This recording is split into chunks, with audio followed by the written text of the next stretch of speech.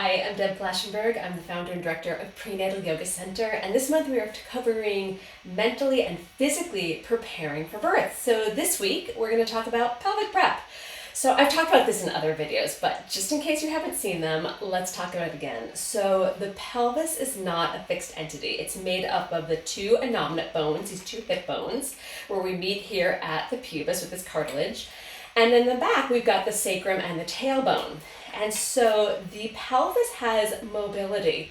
And depending on how you move your body, it's going to impact how these bones move. Now we think about, especially for a vaginal birth, we want to have the inlet be able to open, we want the mid-pelvis to be open, and we want the outlet to be able to open. And they can open by, as I mentioned, moving the body in different ways. And then we also want your sacrum. I kind of think of the sacrum like a trap door. It can move and get out of the way and you can slip through. And so this bone here, the sacrum, also has movement. It has nutation. I think of it as nodding forward. The top of it nods in. And when it nods in, the tailbone slips back and we get more space in the outlet. But then your sacrum can also counter-nutate when it goes back and the tailbone swings forward, and we get more space here in the inlet. So to help prepare the sacrum to be fluid and for the pelvis to achieve mobility, we want to practice. You'll notice the theme. We talked about that in our last video too, about practicing our relaxation techniques. We want to practice how to get the pelvis mobile and ready for birth. All right, so join me on all fours. If your knees are sensitive, feel free to put a blanket down. I'm going to toss that to the side, but we are going to spend a bit of time on all fours. So the first thing we're going to do is a pose called tuck, untuck. And remember that sacrum that we just looked at with the nutating, counter-nutating of the sacrum? So we're going to do that again. Now this is not cat-cow. So cat-cow tends to be a full spinal movement where we lift the tail and open the chest and then untuck the tail and round the back. This is going to be different. I'm isolating just to my pelvis. So one way I teach this in our prenatal classes at Prenatal Yoga Center is I say, imagine you have a little feather on your tailbone. So if you don't know where your tailbone is, bring your hand to your lower back and right at that tushy crack area, that is where your tailbone is. So keeping your upper body neutral, just lift your tail, like a little feather there, and then turn your tail down. So I'm really concentrating on just my pelvis. So I'm lifting my tailbone, I'm untucking my tail, and then I'm really going to tuck it under. So especially for my pregnant friends or maybe even postpartum, if you're watching this after baby, this can feel really good on your lower back, especially if those QL, those deep quadratus lumborum muscles are tight. The back really works to try to keep your body balanced. So notice how that feels. It's one of my favorite. I do this whether I'm teaching or not, just to help open up the lower back and have a nice fluid pelvis.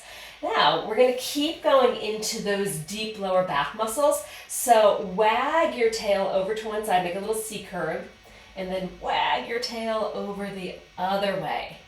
And just see how that feels. I'm stretching one side and then the other. And then take this into big body circles. So I'm getting all through the lower back.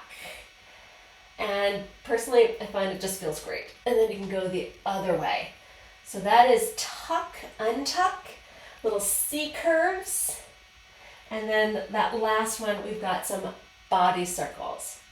All right, so now we're going to do a little bit more for the bottom of the pelvis. So if you reach back and feel your sit bones, those two bones at the bottom of your pelvis, we want to find a way to widen those and let the tailbone release back. So our bodies don't often find internal rotation. Most of us are more naturally prone to external rotation. So if we're going to ask our bodies to possibly take that position, our pelvis take that position during labor, we've got to practice. All right, grab 2 blocks. Okay, I've got my blocks. So I'm not asking you to squeeze your knees together. Keep your knees in line with your hips and then just kick your heels out to the side. So we're thinking about rolling the inner thighs back. So we're internally rotating the legs, widening your heels, and you might even be able to feel that your sit bones widened a little bit there. And then I'm just reaching my hips back. So remember, we talked about that nutation and counter nutation. When I lift my tailbone, I'm nutating. I'm taking the top of the sacrum in, the bottom of the sacrum back. This is making space in the outlet. Who knows, this could be a birthing position, but we're creating a little mobility that maybe your body doesn't normally feel. We're going to do a pose called hip cars. So it stands for controlled articulate rotation. So this is a functional hip mobility. I love it because we get all the directions. We get flexion, adduction, abduction, external rotation, and internal rotation. So this is helping create more space in the pelvis and the inlet and the outlet. And as a result, it might be easier for baby to maneuver through. I don't know, it may not, but why not try to, help the body where it can be. So this one, I'm thinking very much about a neutral body. It's not cat or cow. I'm thinking about my ribs and my pelvis staying connected so that I'm not overdoing through the pelvis. And then I'll take one knee in towards my body. Now, without coming into a big arch, I'll take my leg out to the side. From here, rolling the leg up. Now again, not sinking it into the back, lifting the knee, keeping my spine straight, and then taking the leg in. Then go the other way, take the leg back, open to the side, and then take the leg down. Let's go the other way again. Out, rotate your foot up, and then take the knee in, and then go back, open the knee wide, and take the leg in. And of course, you want to do this on both sides. That's creating strength and stability in the pelvis. All right, this last one, it might sound a little strange, it's actually calf stretching. When we think about the calves, we have that whole posterior chain. When the calves are tight, the hamstrings tend to be tight, and then it's pulling on your sit bones, and that can keep the pelvis in more of a tuck position, and then we don't get that even tuck untuck. So we're going to do this in two ways. The first one will stay here on all fours, and really simple. Just reach one leg back, and then you can just engage your knee and rock through your heel. Good, and of course we want to get both legs in. So reach the leg back, and then just rock through your heel. Now this next one, we're going to come up to standing. All right, so now we're going to do a standing calf stretch. It is a class favorite. I love it.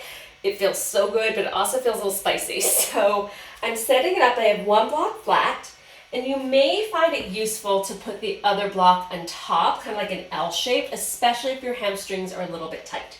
So from here, I'm going to take the ball of my foot up on the block, lift my toes. Now, a lot of us are going to end up back here.